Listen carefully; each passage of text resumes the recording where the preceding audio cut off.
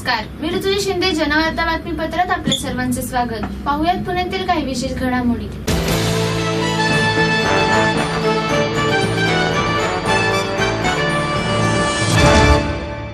स्वीकृत नगरसेवकांच्या निवडीवरून पुणे महापालिकेत राडा. भाजप कार्यकर्त्यांकडून सभागृह नेत्यांना कार्यालयाची तोडफोड. पुणे महापालिकेत स्वीकृत नगरसेवकाच्या निवडीवरून भाजपचे गणेश घोष व सभागृह नेते श्रीनाथ भिमाले यांच्यात प्रचंड हाणामारी झाली. तसेच महापालिकेतील भाजप व सभागृह नेते यांच्या कार्यालयाची तोडफोडही करण्यात आली. स्वीकृत सदस्यपदासाठी अर्ज करण्याची आज शेवटची मुदत होती. यासाठी भाजपतर्फे नगरसेवक गोपाल चिंतन, देवेगौडा आणि गणेश घोष यांना उमेदवारी देण्याचे ठरले होते. मात्र ऐनवेळी गणेश घोष यांच्याऐवजी गणेश बिडकर यांच्या नावाला पसंती देण्यात आली. त्यामुळे गणेश घोष आणि त्यांच्या समर्थकांनी चिडून जाऊन सभागृह नेते श्रीनाथ भिमाले यांच्या कार्यालयात जाऊन तोडफोड केली. यावेळी एका कार्यकर्त्याला मारहाण केल्याचे देखील समजते. यावेळी गणेश घोष यांनी कार्यालयातील काच फोडून स्वतःच्या डोक्यात मारून घेतली. कार्यकर्त्यांनी खुर्च्या खाली फेकल्या. ती खुर्ची खाली नगरसेविका प्राची आल्हाट यांच्या गाडीवर जाऊन आदळली. दरम्यान या सगळ्या राड्यामुळे महापालिकेत एकच गोंधळ उडाला आहे. सर्वत्र अफरातफर पसरली आहे. कार्यकर्त्यांनी घातलेल्या गोंधळात टेबलावरची सर्व कागदपत्रे व फायली अस्ताव्यस्त झाल्या आहेत. या परिस्थितीवर नियंत्रण मिळवण्यासाठी पोलीस महापालिकेत दाखल झाले असून ते परिस्थितीवर नियंत्रण मिळवत आहेत.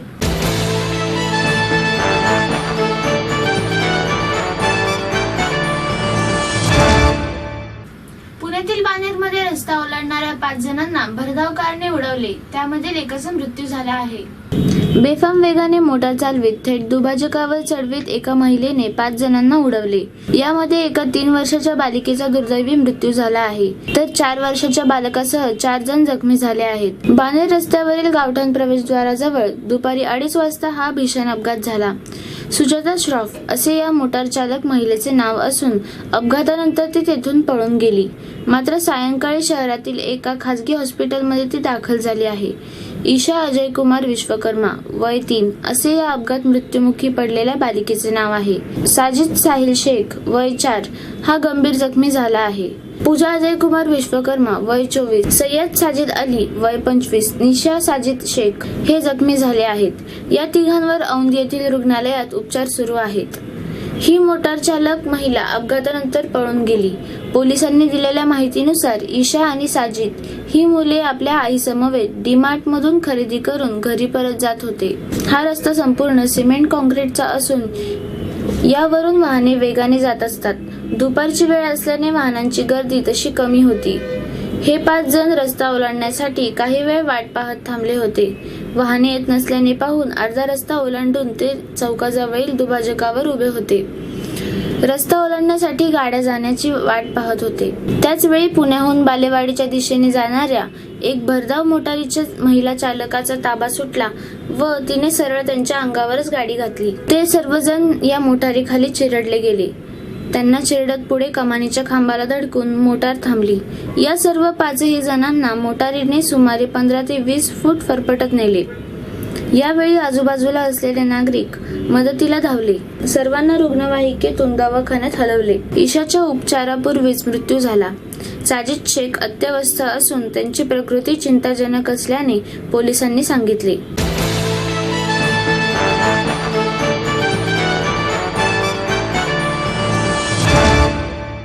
पिंपरी चिंचवड महापालिका 2017-18 या आर्थिक वर्षाचा मूळ 3048 कोटी आणि JNNURMN आणि केंद्र शासनाच्या इतर योजनांच्या 4805 कोटींचा अर्थसंकल्प महापालिका आयुक्त दिनेश वाघमारे यांनी स्थायी समितीला केलाय. यंदाच्या अर्थसंकल्पामध्ये मागासवर्गीय कल्याणकारी योजना, महिला व बाल कल्याण योजना तसेच क्रीडा निधीत भरघोस वाढ करण्यात आली आहे. मेट्रो प्रकल्पासाठी 50 कोटी आणि स्मार्ट सिटी प्रकल्पासाठी 49 कोटी 50 लाखांची तरतूद. तसेच विकास आराखड्याच्या अंमलबजावणीसाठी अर्थसंकल्पात प्रथमच स्वतंत्र 67 कोटींची तरतूद करण्यात आल्याचे आयुक्त दिनेश वाघमारे यांनी सांगितलंय. पिंपरी चिंचवड महानगरपालिकेचं सन 2017-18चं अंदाजपत्रक आज सन्माननीय स्थायी समितीसमोर सादर करण्यात आलं. आणि हे जे अंदाजपत्रक आहेत हे अंदाजपत्रक एकूण 3048 कोटीचं आहे आणि त्यामध्ये अंदाजपत्रक अ अधिक प हे 2,983 कोटीचं आहे आणि अंदाजपत्रक क जे आहे ते 65 कोटीचं आहे. ANRMची रक्कम पकडून 2017-18चं अंदाजपत्रक जर आपण बघितलं तर एकूण 4,805 कोटी इतकी जमा आणि एकूण 4,805 कोटी इतका खर्च. एकंदरीत हे शिल्केचं जे अंदाजपत्रक आहे, शिल्केचं अंदाजपत्रक हे सादर करण्यात आलेलं आहे. या अंदाजपत्रकामध्ये विशेष करून जी महसुली जमा पिंपरी चिंचवड महापालिकेकडे जमा होणार आहे त्यामध्ये विशेष करून स्थानिक संस्था कर 1,505 कोटी जमा होणार आहे. त्यानंतर मिळकत कर एकूण 455 कोटी जमा होणार आहे. बांधकाम परवानगीच्या माध्यमाने 279 कोटी जमा होणार आहे. पाणीपट्टीच्या माध्यमाने 65 कोटी जमा होणार आहे आणि इतर उत्पन्न 744 कोटी इतकं जमा होणार आहे. खर्चाची बाजू जर आपण बघितली तर खर्चामध्ये महसुली खर्च हा 1,552 कोटी राहणार आहे. भांडवली खर्च हा 1,030 कोटी राहणार आहे. केंद्र शासनाच्या योजनेवर 233 कोटी खर्च होणार आहे. PMPLसाठी 135 कोटी आपण ठेवलेलं आहे आणि तसंच 7व्या वेतन आयोगासाठी 2 कोटी आपण ठेवलेलं आहे. एकूण 3,046 कोटी आणि अखेरची शिल्लक 2 कोटी मिळून 3,048 कोटी इतका खर्च होणार आहे.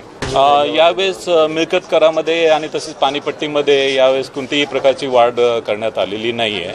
मात्र मिळकत कर जी आहे त्याच्यामध्ये ज्या प्रॉपर्टी सुटून गेलेल्या आहे त्या आपण GISच्या माध्यमाने त्याचं संपूर्ण सर्वेक्षण आपण यावर्षी आपण करणार आहे, जेणेकरून सुटलेल्या ज्या प्रॉपर्टीज आहेत त्या प्रॉपर्टीजसुद्धा टॅक्स नेटमध्ये येतील आणि त्याच्या माध्यमाने मोठ्या प्रमाणात मिळकत करामध्ये वाढ होईल. याशिवाय जिथे वापर बदल झालेला आहे, जिथे रेसिडेन्शियल टू कमर्शियल यूज करतायत ते सुद्धा आपण सर्वेक्षणाद्वारे आपण शोधून काढणार आहे, जेणेकरून मिळकत करामध्ये मोठ्या प्रमाणात वाढ होणार आहे. पाणीपट्टीची वसुली ही थोडी अत्यंत कमी असते, पण यावेळेस पाणीपट्टीची वसुली ही संपूर्ण 100% होईल याकडे आम्ही दक्षता घेणार आहोत. नुकतंच आयुक्तांनी 2017-18चं बजेट सभागृहापुढे सादर केलेलं आहे. त्यामध्ये आम्ही ज्या काही सूचनांचा अंतर्भाव त्यांना सांगितला होता त्यामध्ये निश्चितपणे प्रशासनाने त्याकडे जास्तीत जास्त चांगलं लक्ष देऊन त्या सूचना अंमलबजावणी केलेली आहे. तरीही त्यामध्ये काही त्रुटी राहिल्या असतील किंवा आम्हाला जर काही सुचवायचं असेल तर त्याकरता अभ्यासाकरता आम्ही वेळ मागून घेतलेला आहे. प्रामुख्याने यामध्ये सांगेल की आयुक्तांनी पाणीपुरवठा असेल, महिला बालकल्याण असेल, अंध अपंग व्यक्ती असतील यांच्यावरती जास्त भर दिलेला आहे, जे की समाजाचे मुख्य घटक आहेत आणि त्यांना न्याय देण्यासाठी बजेटमध्ये भरपूर तरतूद अशी केलेली आहे. आयुक्तांच्या या बजेटचं मी स्वागत करते आणि ज्या काही तरतुदी असतील किंवा राहिलेल्या असतील सूचना असतील त्या सगळ्यांचा अभ्यास करून परत आम्ही मिटिंग घेणार आहोत 25 तारखेला. त्यामध्ये सुद्धा आता नवीन काही करता आलं तर निश्चितपणे चांगलं करणार आहोत. अर्थसंकल्पात स्मार्ट सिटी आणि मेट्रो या दोन्ही मोठ्या प्रकल्पांसाठी देखील भरीव तरतूद करण्यात आली आहे. स्मार्ट सिटी प्रकल्पासाठी 49 कोटी 50 लाख आणि मेट्रो प्रकल्पासाठी 50 कोटींची तरतूद करण्यात आली आहे. तसेच पंतप्रधान आवास योजनेसाठी 50 कोटी, स्वच्छ भारत अभियान योजनेसाठी 97 कोटी, आंध्राभामा आणि आसखेड या धरणातून शहरासाठी 267 MLD पाणी आणण्यासाठी अंदाजपत्रकात 70 कोटी 50 लाखांची तरतूद करण्यात आली आहे. याशिवाय शहर विकास आराखड्यांची अंमलबजावणी करण्यासाठी अर्थसंकल्पात यंदा प्रथमच स्वतंत्र तरतूद करण्यात आली आहे. विकास आराखड्यांसाठी अंदाजपत्रकात 67 कोटींची तरतूद आहे. त्याचप्रमाणे या अर्थसंकल्पातून शहरातील वंचित घटकांचा न्याय देण्याचा प्रयत्न आहे. अर्थसंकल्पात तरतूद केलेली रक्कम 100% खर्च करण्यावर प्रशासनाचा भर असेल, असं प्रशासनाकडून सांगण्यात आलंय. पण आता सुरुवातीच्या सभेपासून स्थायी आणि प्रशासनाचे खटके उडत असल्याने स्थायी समिती आयुक्तांच्या बजेटला किती कात्री लागेल हे पाहण्यासारखं असणार आहे.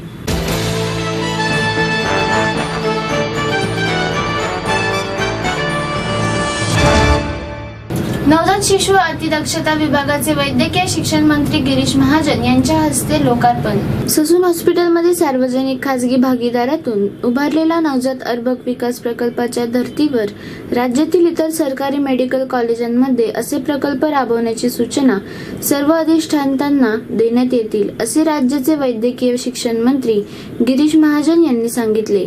फिनोलेक्स प्रायव्हेट लिमिटेडशी संलग्न मुकुल जाधव फाउंडेशन, श्रीमंत Ganpati Halwai trust Cummins India यांनी दिलेल्या देणगीतून ससून हॉस्पिटलमध्ये NICU उभारण्यात आले आहे. याचे उद्घाटन गिरीश महाजन, गिरीश बापट यांच्या उपस्थित झाले। यावेळी अशोक गोडसे, खासदार अनिल शिरोळे, मुकुल जाधव, रितू छाबरिया, डीन अजय, चंदन वाले आदी मान्यवर उपस्थित होते। उद्योगपतींनी जर आरोग्य क्षेत्रासाठी सरकारी हॉस्पिटलांना देणगी दिल्यास रुग्णांना अद्ययावत सुविधा मिळू शकतील। शिवाय ससून पॅटर्न सर्व राज्यात राबवला जाईल असंही यावेळी महाजन यांनी सांगितले। निश्चित अतिशय अभिनंदनीय उपक्रम या ठिकाणी आहे। दगडूशेठ हलवाई ट्रस्ट, आमचे प्रकाशभाई फिनोलेक्सचे आहेत, जे हॉस्पिटल यांनी तिघांचं कॉर्डिनेशन करून हे जे युनिट या ठिकाणी उभं केलेलं आहे, मला वाटतं हे एक पथदर्शी असं युनिट आहे। मला वाटतं की अशा प्रकारचं युनिट हे महाराष्ट्रात तर कुठे नाही, सरकारी गव्हर्नमेंट हॉस्पिटलला देशामध्ये कुठे असं असेल मला असं वाटत नाही।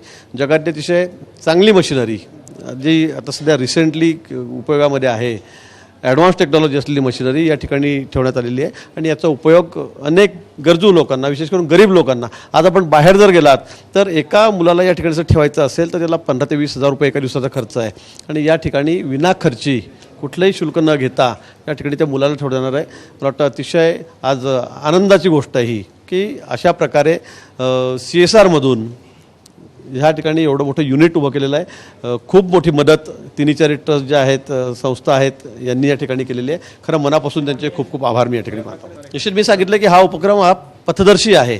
डॉक्टर चंदनवाले त्यांचे सगळे सहकारी यांनी CSRमधून त्यांनी स्वतः प्रयत्न करून हे जे युनिट या ठिकाणी उभं केलेलं आहे एक महाराष्ट्रासाठी आदर्श असं एक युनिट आहे।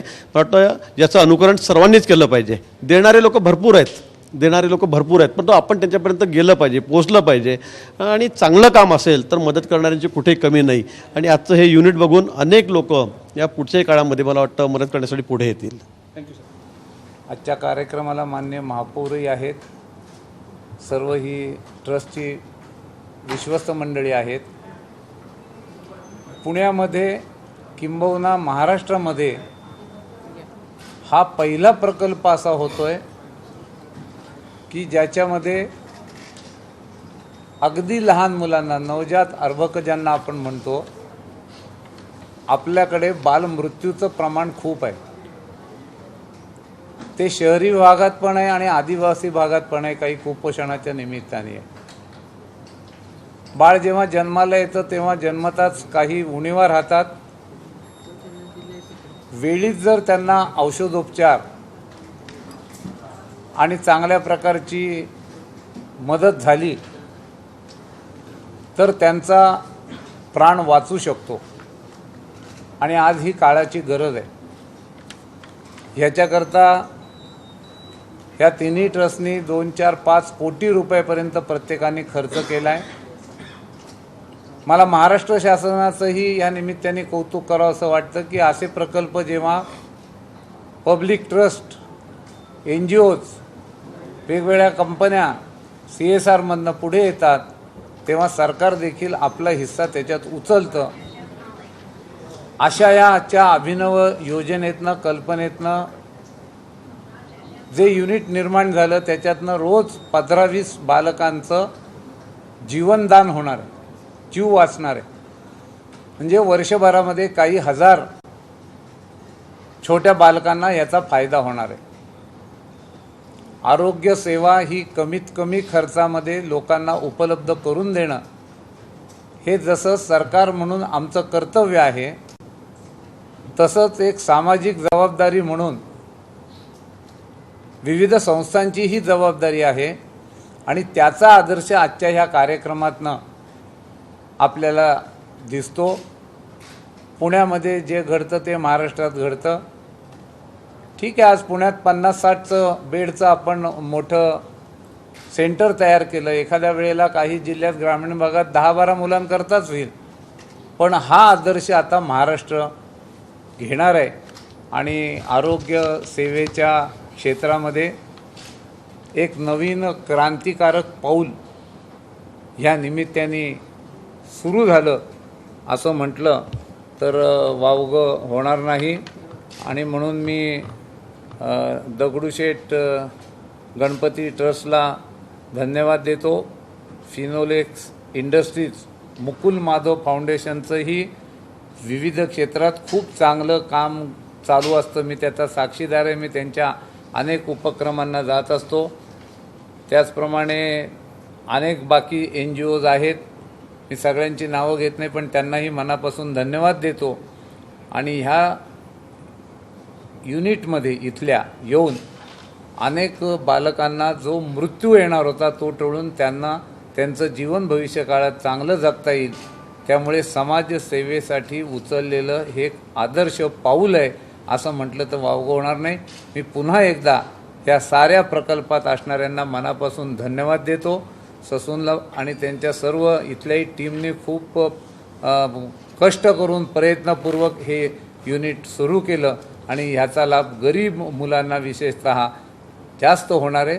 मुलगा गरीब असो का श्रीमंत असो, त्याचा जीव वाचणं हे फार महत्त्वाचं असतं आणि आपलं हे जे साध्य आहे ते ह्या निमित्ताने पूर्ण होतं आहे. आपली इच्छा ह्या निमित्ताने पूर्ण होते. मी पुन्हा ह्या निमित्ताने सर्वांना मनापासून धन्यवाद देतो.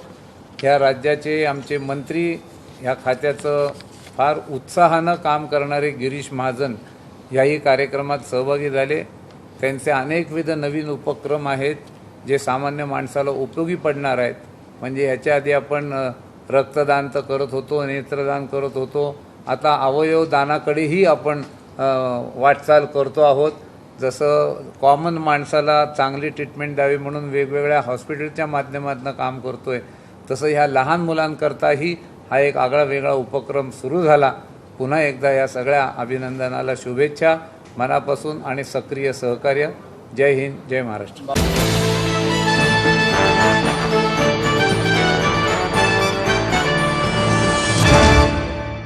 पोस्टमार्टम विभागात काम करणाऱ्या कर्मचाऱ्यांना भावनाच नाहीत असा समज सर्वसामान्यांना होतो, पण पिंपरी चिंचवड मधल्या कर्मचाऱ्यांनी हे खोटं ठरवलंय.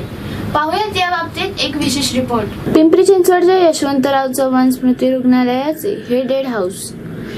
इथंच मृतदेह ठेवले जातात. पोस्टमार्टम ही इथंच होतं. सरकारी रुग्णालय असल्याने इथे कायम मृतदेह येत असतात, त्यामुळे कर्मचारी कायम कामात असतात. असं असतानाही या डेड हाऊस मध्ये काम करणाऱ्या कर्मचाऱ्यांनी मानवतेचे दर्शन घडवणारे काम केले. या परिसरात पक्ष्यांना पाण्याची खूप गरज असल्याने आणि पाणी पिण्यासाठी पक्षी नळाजवळ येत आहेत, पण त्यांना पाणी मिळत नसल्याचे कर्मचाऱ्यांच्या लक्षात आले. मग या कर्मचाऱ्यांनी इथे येणाऱ्या पक्ष्यांसाठी पाण्याची सोय करण्याचा विचार केला. डेड हाऊस मध्येच वापरल्या जाणाऱ्या डब्यांना तोडून त्यांनी पाण्याची सोय केली. काही ठिकाणी जेथे पाणी साचू शकतं अशा ठिकाणी पक्ष्यांसाठी पाणी ठेवायचे काम कर्मचारी करू लागलेत. एवढंच नाही तर झाडांना पाणी देण्यासाठी त्यांनी कॅनच्या माध्यमातून ठिबक सिंचन सुरू केले. सुधाकर मोरे, ते मे महिन्याचं एप्रिल मे मध्ये खूप उन्हाचा कडाका जाणवल्याने आमच्या परिसरामध्ये खूप झाडं वृक्ष असल्याने इथं पक्ष्यांचा कल्लोळ असतो आणि त्याच कल्लोळमध्ये त्यांना पाण्याची ताण लागल्यानंतर ते आमच्या येथील नळापाशी येऊन पाणी पित असतात असं आमच्या लक्षात आलेलं सहकाऱ्यांच्या. आणि म्हणून आम्ही सगळे सहकारी मिळून आमचे काही जे 12 कर्मचारी आहेत त्या 12 कर्मचाऱ्यांनी असं ठरवलं की बाबा आपण ते पाणी त्यांना पिण्यासाठी आपण व्यवस्था करावी. म्हणून ते छोटंसं कुंड बांधलेलं आहे आणि तिथं दाणे टाकून आम्ही त्यांना पाण्यासाठी व्यवस्था केलेली आहे.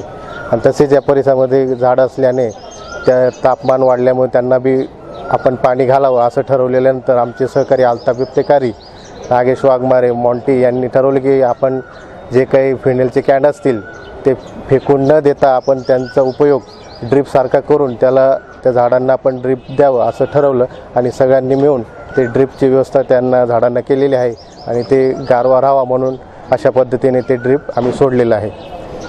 धन्यवाद. तर हे विभाग आहे आपलं पोस्टमॉर्टम विभाग आहे. तर साधारण इथं काम असं चालतं की इथं मयत बाडी येतात त्याचं आपण इथं पोस्टमॉर्टम करतो. जनरली हे काम आमचे कर्मचारी रोजच करत असतात, त्यामुळे त्यांना असं थोडंसं मन नसल्यासारखं समजलं जातं. परंतु त्यांना सुद्धा प्राण्यांची पक्ष्यांची यांची सगळ्यांची म्हणजे काळजी आहे. नेहमी त्यांना वृक्षांची आवड आहे, त्यासाठी त्यांनी हा उपक्रम स्वतःहून राबवलाय. त्यांना काही कुठून वरून कोणी हे केलेलं नाही, ते गायडन्स केलं की काय, त्यांनी स्वतः इंटरेस्ट घेऊन त्यांचा प्रोग्राम त्यांनी राबवलाय आणि ते खरंच कौतुकास्पद आहे. त्यांनी असा प्रोग्राम केला त्याच्यावर मला सुद्धा अभिमान. मृतदेह हाताळताना ज्यांना भावनाच बाजूला ठेवाव्या लागतात त्या कर्मचाऱ्यांकडून पक्षी आणि झाडांना जगवण्यासाठीचा हा प्रयत्न त्यांच्या संवेदनशील मनाचं दर्शन घडवतोय हे मात्र नक्की. पिंपरी चिंचवड शहरातील यशवंत चव्हाण स्मृती रुग्णालयातील शीतगृहातील कर्मचाऱ्यांनी अतिशय कौतुकास्पद उपक्रम चालू केला आहे. सध्या उन्हाचा जोर ज्याप्रमाणे वाढला आहे त्यामध्ये त्यांनी पक्ष्यांसाठी आणि प्राण्यांसाठी चाऱ्याची व्यवस्था आणि पाण्याची व्यवस्था केली आहे. त्याचप्रमाणे जे झाडं आहेत त्या झाडांना जपण्यासाठी किंवा झाडांना उन्हामध्ये झाडं वाळून जाऊ नयेत त्यामुळे सलाईंनी पाण्याची व्यवस्था केलेली आहे. ते स्वतः सर्वजण वेगवेगळ्या टाईमला मिळून त्या झाडांना पाणी घालतात आणि ते सलाईंच्या थ्रो घालतात. अतिशय कौतुकास्पद उपक्रम आहे पिंपरी चिंचवड शहरातील कर्मचाऱ्यांचा.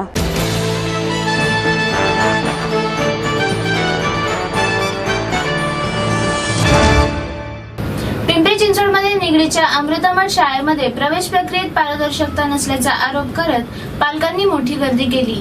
पिंपरी चिंचवडमध्ये निगडीच्या अमृतमठ शाळेमध्ये प्रवेश प्रक्रियेत पारदर्शकता नसल्याचा आरोप करत पालकांनी मोठी गर्दी केली. शाळेमध्ये प्रवेश मिळण्याची पात्रता असतानाही जाणीवपूर्वक प्रशासनाने मनमानी करत त्यांना हवी तसे प्रवेश दिल्याचा आरोप पालकांनी केलाय. दुसरीकडे शाळा प्रशासनाने मात्र हे आरोप फेटाळून लावलेत. फक्त एकाच शाळेत नाही तर शहरातल्या अनेक शाळांत हीच बोंब असून खासगी शाळांवर कोणाचंही नियंत्रण नसल्याचं स्पष्ट झालंय. आता आमचं ॲडमिशन कुठंच झालेलं नाही, तर आता आम्ही ॲडमिशन तरी कुठं घ्यावं सांगा यांनी. तर यांना प्रशासनाला सवय आहे की आम्ही थांबलो आहे या शाळेच्या लकी ड्रॉसाठी. आता आमचं ॲडमिशन नाही झालं तर आम्ही काय करावं?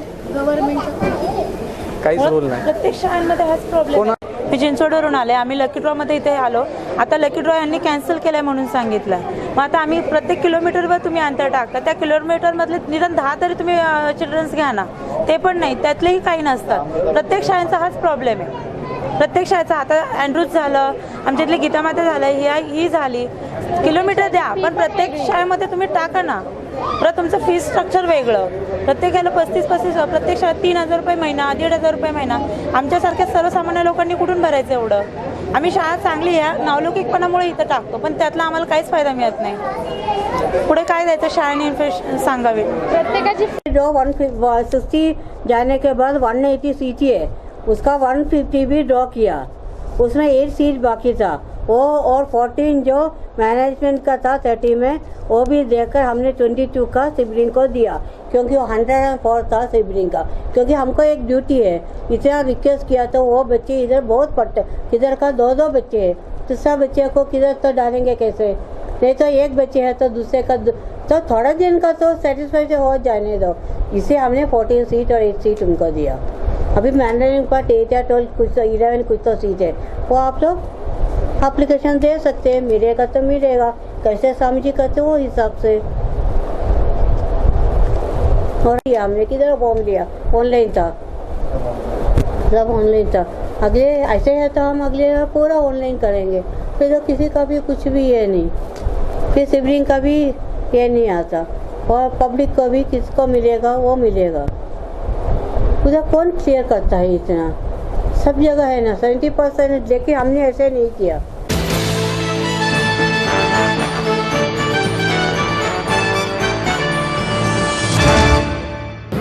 बाजारात आलेल्या प्लास्टिक अंड्यांच्या गैरसमजाबाबत राष्ट्रीय अंडी समन्वयक समितीच्या वतीने पत्रकार परिषद घेण्यात आली. मागील काही दिवसांपासून तथाकथित प्लास्टिक अंडीबाबत काही माध्यमात बातम्या प्रसिद्ध झाल्या आहेत.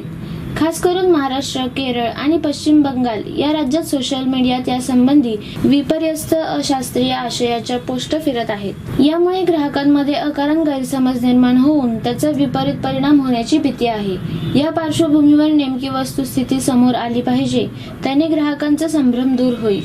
चीनमध्ये 100% तपकिरी कवचाच्या अंड्याचे उत्पादन होते, तर भारतीय अंड्याचे कवच हे सफेद असते.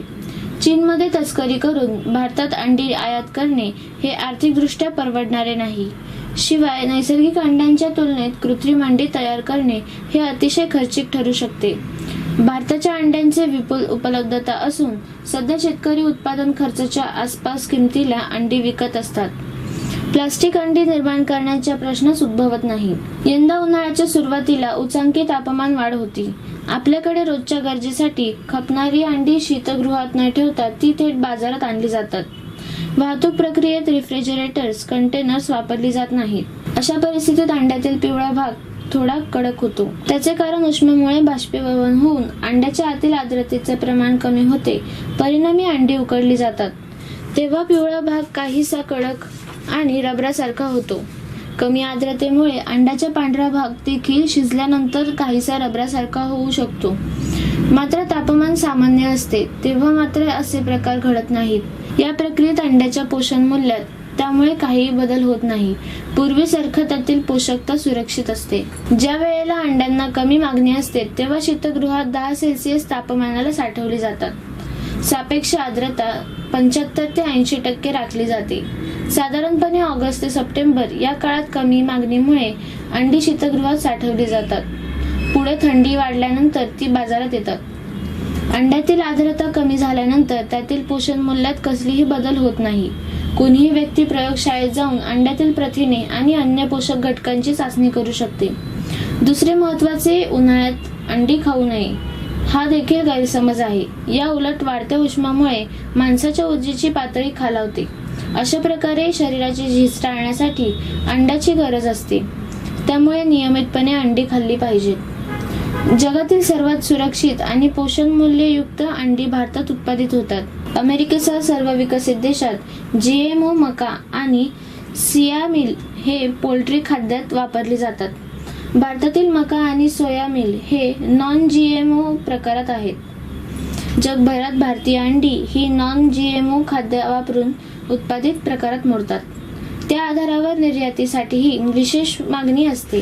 आतापर्यंत विविध राज्यात तथाकथित व संशयित प्लास्टिक अंड्यांची चाचणी प्रयोगशाळांमध्ये झाली असून त्यात ही अंडी कोंबडींपासून निर्मित जैविक अंडी असल्याचे निष्पन्न झाले आहे. या पार्श्वभूमीवर भारतीय अंडी खाण्यास अत्यंत सुरक्षित आहेत. अंडी उद्योगावर लाखो शेतकरी थेट अवलंबून असून चुकीच्या माहितीमुळे त्यांच्या रोजगारावर गदा येऊ शकते. शिवाय ग्राहक आपल्या चांगल्या पोषणापासून वंचित राहू शकतात. त्यामुळे सोशल मीडियाद्वारे अशी माहिती पसरवताना खात्री करावी असे आवाहन करण्यात आले आहे. मागच्या 15 ते 20 दिवसापासून एक मोठा प्रोपोगंडा सोशल मीडियावर करण्यात आला आहे की प्लॅस्टिक सदृश्य अंडी महाराष्ट्रामध्ये सापडली. कल्याण डोंबिवली भागामध्ये काही अंड्यामध्ये रबरी फील आला आणि त्याची चर्चा अशी झाली की ही प्लॅस्टिकची अंडी बाजारात आली काय. त्यामुळे कन्झ्युमरच्या मनामध्ये एक मोठ्या प्रकारचा संभ्रम निर्माण झाला. ह्या संभ्रमाला आज आम्ही इथे सर्व प्रकारचे प्रात्यक्षिकं करून उत्तर देत आहोत. सर्वप्रथम पहिला मुद्दा, भारतामध्ये जे अंडी वापरली जातात ती अंडी शेल्ड एग्ज असतात आणि शेल्ड एग हे प्लॅस्टिकचे नाहीत हा दावा आम्ही राष्ट्रीय समन्वय समिती तसेच पोल्ट्री ब्रीडर वेलफेअर असोसिएशन तर्फे करू इच्छितो. भारतामध्ये कुठेही प्लॅस्टिकची अंडी नाहीत. राहिला प्रश्न मग प्लॅस्टिकची अंडी हा मुद्दा उपस्थित का झाला. तर हा मुद्दा उपस्थित का झाला हा प्रश्न स्वाभाविक आहे आणि ह्या प्रश्नाला आम्ही उत्तर असं देतोय की यावर्षी भारतामध्ये तापमानामध्ये अत्यंत मोठ्या प्रमाणावर राईज झालं. साधारणतः जिथं 38 ते 40 डिग्री टेम्परेचर पाहिजे मार्च एप्रिलमध्ये तिथे आज 43-44 डिग्रीपर्यंत टेम्परेचर पोहोचलं आणि त्यामुळे आतमध्ये जेव्हा अंड फोडलं त्यावेळेस असं लक्षात आलं की हा बलक आपल्याला थोडासा रबरी लागतोय काय. पण ह्याची जेव्हा तपासणी करण्यात आली त्या तपासणीमध्ये नक्कीच काही ठिकाणी निष्पन्न झालेलं आहे. त्याचे रिपोर्ट्स अवेटेड आहेत, काही ठिकाणी रिपोर्ट्स आलेले आहेत की ह्यामध्ये हे जे अंड आलेलं आहे ते अंड बायोलॉजिकल अंड आहे, कोंबडीचं अंड आहे आणि ह्याच्यामध्ये कुठलंही आर्टिफिशियल प्लॅस्टिक सदृश्य मटेरियल नाही. दुसरी महत्त्वाची गोष्ट, कॉस्ट ऑफ प्रोडक्शन. आपल्याकडे ज्या कॉस्ट ऑफ प्रोडक्शनमध्ये अंडी बनतात आणि जी अंडी प्लॅस्टिकची तयार करण्यासाठी लागणारा खर्च आहे ह्याच्यामध्ये कमीत कमी 5 ते 6 पट खर्च प्लॅस्टिकची अंडी बनवायला येईल आणि बनवली तरीसुद्धा शेलमध्ये तो बलक आणि अल्ब्युमिन घालणं हे नेक्स्ट टू इम्पॉसिबल आहे. त्यामुळे प्लास्टिक सदृश्य जरी आभास झाला असेल तरी ही अंडी प्लॅस्टिकची नाहीत हे आम्ही इथे पुन्हा सूचित करू इच्छितो. धन्यवाद.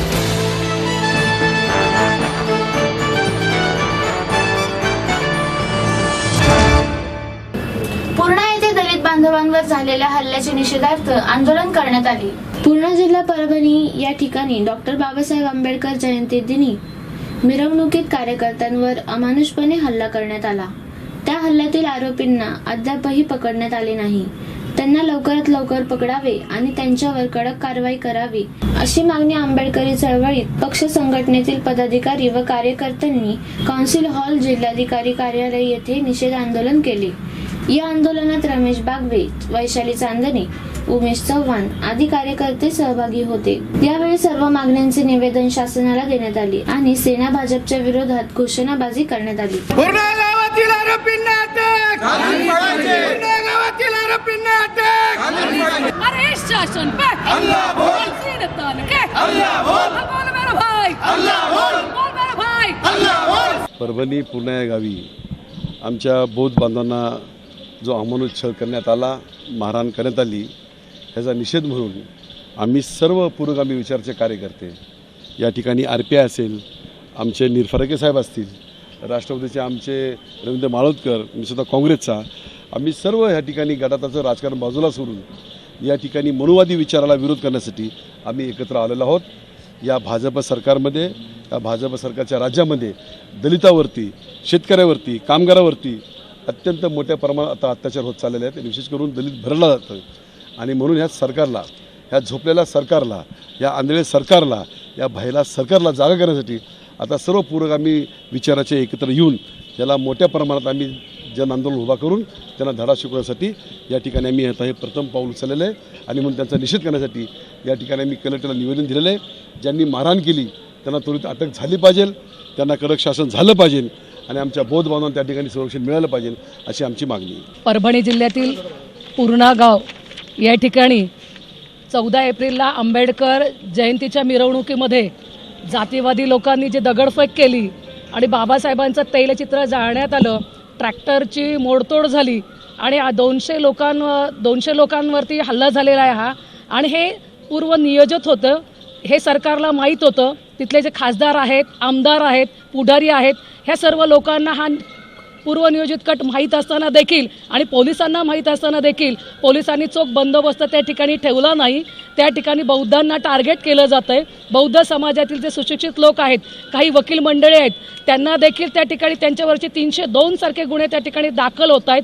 म्हणजेच या ठिकाणी सगळं मोठं षडयंत्र आहे की जे मागासवर्गीय विद्यार्थी आहेत, आज सुशिक्षित आहेत, शिकलेले आहेत, अशा मुलांनाच त्या ठिकाणी टार्गेट केलं जातं आहे। आम्ही सर्व कृती समितीच्या वतीने या ठिकाणी मागणी करतोय की त्या ठिकाणी जे जातीवादी लोक आहेत, ज्यांनी हे दगडफेक केलेली आहे, त्या सर्वांवरती ॲट्रॉसिटीचा गुन्हा दाखल व्हावा आणि जे बौद्धांवरती विनाकारण एक षडयंत्र रचून एक खासदारांच्या दबावा प्रेशर खाली येऊन त्या ठिकाणी अटक केली जाते, अटक क्षेत्र लवकरात लवकर थांबवावं ही पहिल्यांदाच आम्ही या ठिकाणी या सरकारकडे मागणी करतोय आणि भाजप सरकारचा तीव्र शब्दामध्ये या ठिकाणी आम्ही निषेध करतोय आणि कृती समितीच्या वतीने हा हे पहिलाच कार्यक्रम आहे। जर लवकरात लवकर ॲट्रॉसिटीचा गुन्हा दाखल केला नाही तर या ठिकाणी पुण्यामध्ये तीव्र आंदोलन केलं जाईल असं आम्ही या समितीच्या वतीने तीव्र इशारा देतोय। जिल्ह्यामध्ये सर्वजन प्रतिपालक डॉक्टर बाबासाहेब आंबेडकरांच्या जयंतीच्या निमित्तानं काढलेल्या मिरवणुकीवर जी दगडफेक झाली, जो जातीवादी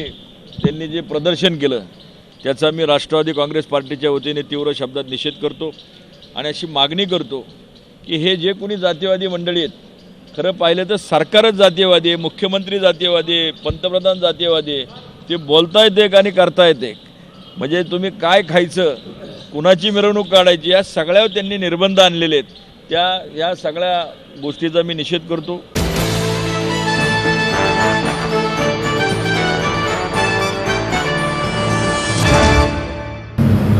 पुणे शहरातील अवैधरित्या सुरू असलेले पब बंद करावेत अशी मागणी रिपब्लिकन पार्टी ऑफ इंडियाच्या वतीने करण्यात आली। शहरातील कोरेगाव पार्क आणि मुंडवा भागात मोठ्या प्रमाणात अवैधरित्या पब सुरू आहेत, त्यामुळे परिसरातील नागरिकांना त्याचा त्रास होत आहे।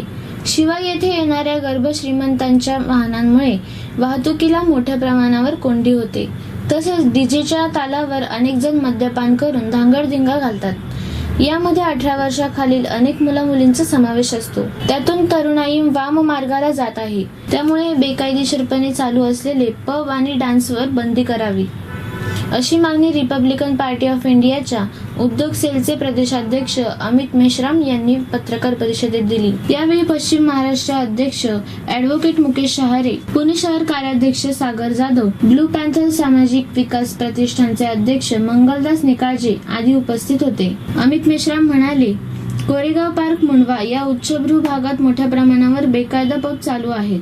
येथे येणाऱ्या लोकांमुळे परिसरात अनेक प्रश्न उद्भवत आहेत। तरुण मुले-मुली मद्यपान करून डीजेवर नाचतात। हे सगळे पाहिल्यानंतर आपली भारतीय संस्कृती नष्ट होताना दिसत आहे। छत्रपती शिवराय, महात्मा फुले, सावित्रीबाई फुले, डॉक्टर बाबासाहेब आंबेडकर अहिल्यादेवी होळकर, राजमाता जिजाऊ, माता रमाई यांचा मोठा वारसा आपल्याला आहे. असे असताना विद्येचे माहेरघर अशी ओळख असलेल्या पुण्यात असा नंगा नाच अशोभीय आहे. या विरोधात स्थानिक पोलिसांकडे वारंवार तक्रार करूनही त्यांच्याकडून कोणताही प्रतिसाद मिळत नाही. या उलट तक्रार करणाऱ्या आमच्या पक्षाच्या सागर जाधव यांच्यासह इतरांना चुकीची वागणूक दिली जात आहे. तासनतास ताटकळत ठेवले जात आहे. अनेकदा दमदाटी केली जाते. आता याबाबत पुण्याच्या पोलीस आयुक्त रश्मी शुक्ला यांनाही निवेदन देण्यात आले असून हे पब बंद करावेत अशी मागणी केली आहे. या बेकायदा पब विरोधात कारवाई केली जात नाही तर रिपब्लिकन पक्षाच्या वतीने 22 एप्रिल 2017 पासून पुणे शहर पोलीस आयुक्तालयासमोर बेमुदत उपोषण केले जाणार असल्याचेही मेश्राम यांनी सांगितले. सागर जाधव म्हणाले, या पबच्या विरुद्ध भूमिका घेतल्याने मला जीवे मारण्याच्या धमक्या येत आहेत. यासंबंधी आपण पोलिसात गुन्हा दाखल केला आहे.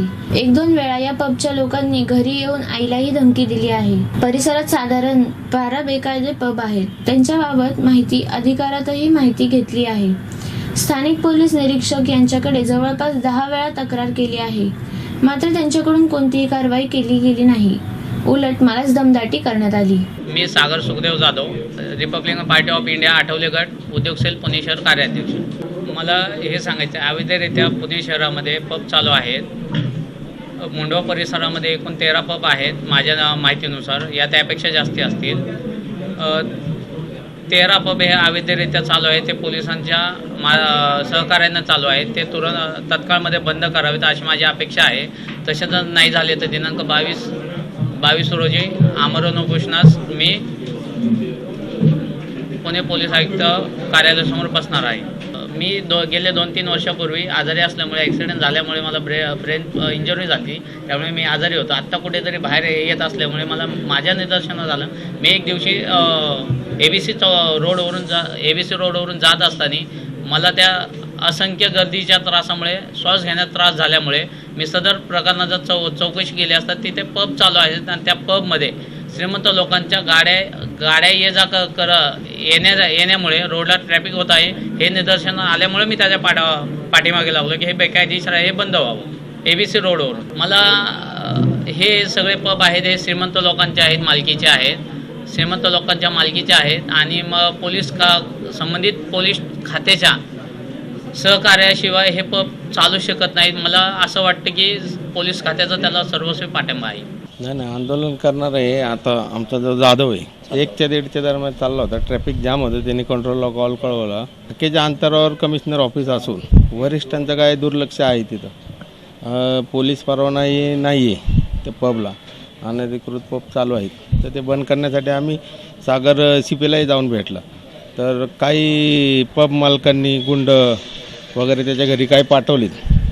तर बघूया आता काय कोण त्याला हात लावते बघू. आम्ही आहे कोंडवा परत हडपसर जे पुणे जिल्ह्याअंतर्गत जे पब आहेत अनधिकृत ते जर बंद झाले नाही तर आम्ही आंदोलन करणार ना. रस्ता रोको आंदोलन करू वेळ आलं तर. मुख्यमंत्र्यांना भेटू.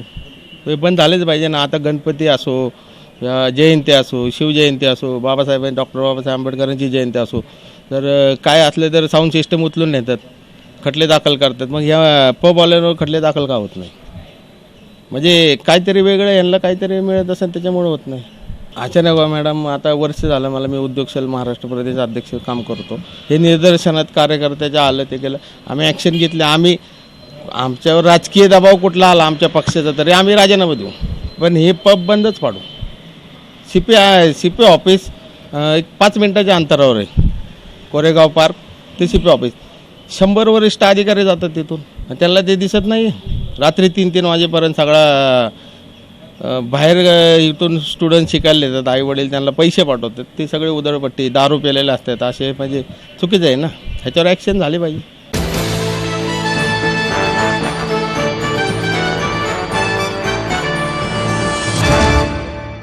आणि याचबरोबर आजचे जनवार्ता बातमीपत्र संपले. उद्या पुन्हा भेटूया याच वेळी. नमस्कार.